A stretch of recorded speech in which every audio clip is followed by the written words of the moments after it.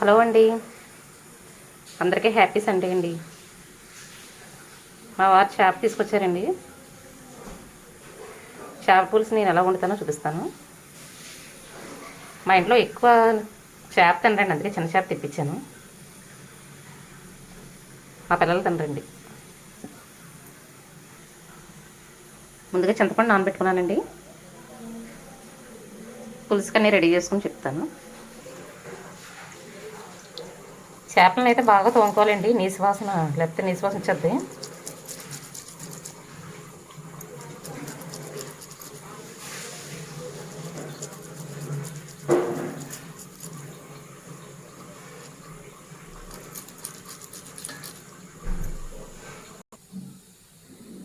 చేపలు క్లీన్ చేస్తానండి. ఇలా తెల్లగా వచ్చే వరకు కడుక్కోవాలండి శుభ్రంగానే.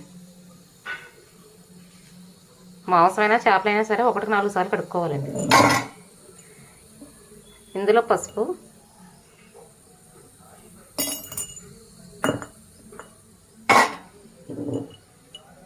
కారం,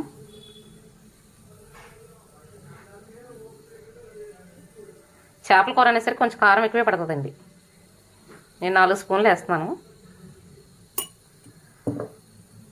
వేసి దీన్ని బాగా కలిపేసుకుని పక్కన పెట్టేసుకుందామండి 1 గంట.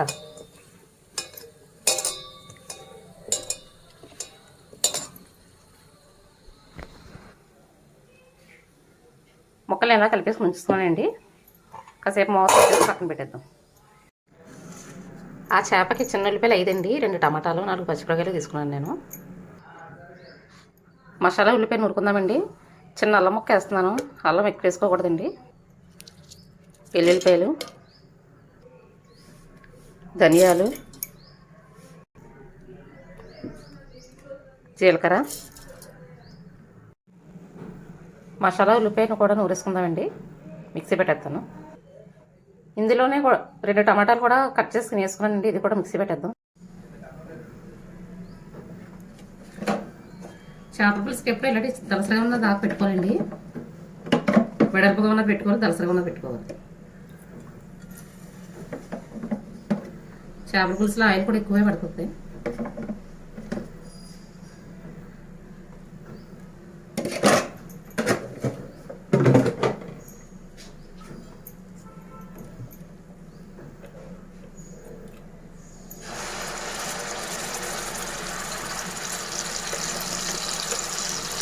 ఆయిల్ పైకి తేలే వరకు ఉల్లిపాయ ముద్ద, ఇందులో టమాటా కూడా వేస్తాను. టమాటా, మసాలా, ఉల్లిపాయ మొత్తం అన్నీ వేస్తాను.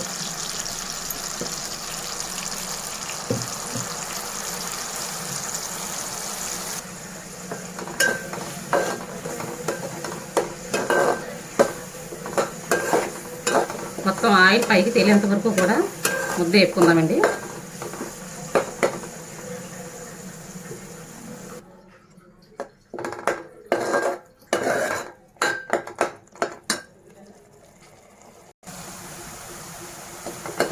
ఉల్లిపాయ దగ్గర పడుతుందండి.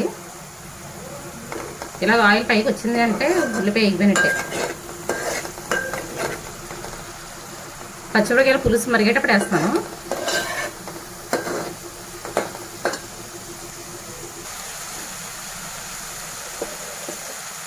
ఉల్లిపాయ బాగా మగ్గిపోయిందండి. ఇందులో చేప ముక్కలు వేసుకుందాం.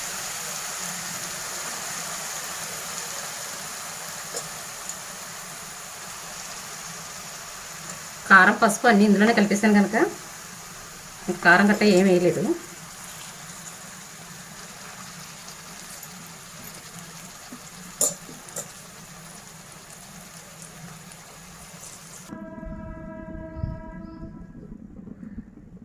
చింతపండు పులుసు కూడా వేసుకుంటానండి.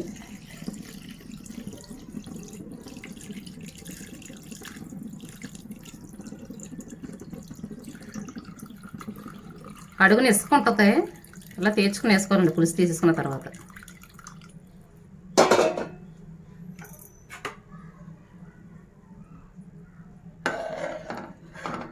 కలుపుకుంటే కనుక ఇప్పుడే కలిపేసుకోవాలండి, తర్వాత కలుపుకుంటే ముక్కలు విడిపోతాయి. ఉప్పు, కారాలు గట్ట అన్నీ ఇప్పుడే చూసుకుని వేసేసుకుంటే సరిపోద్ది.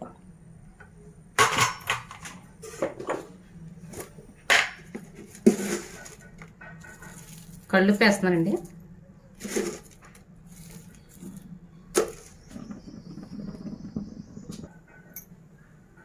ఇందులోనే పచ్చిమిరపకాయలు కూడా వేసుకుంటున్నాను.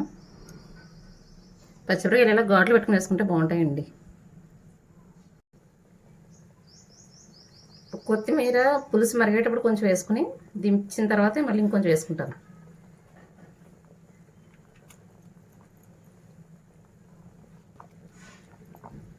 పులుసులు అనేసరికి చిన్న బెల్లం ముక్క వేసుకోవాలండి. ఎందులో అయినా సరే చాలా చిన్నది, ఎక్కువగా వేసుకోకూడదు.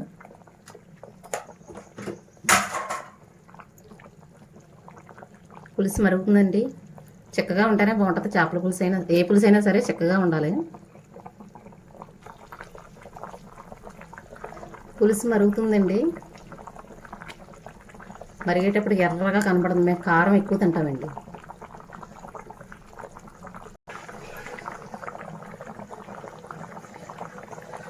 పులుసు మరిగిపోయిందండి. కొత్తిమీర వేసుకుని దించేసుకోవడం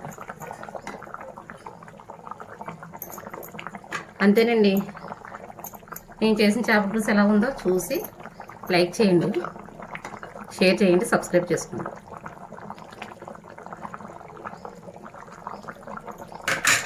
బాయ్ అండి.